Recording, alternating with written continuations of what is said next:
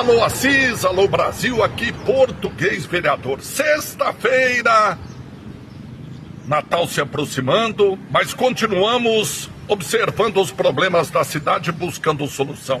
Já falamos sobre isso, dá uma olhadinha. A quantidade de galhos, folhas, tudo resultado de uma poda que foi feita porque a árvore estava interferindo na fiação elétrica.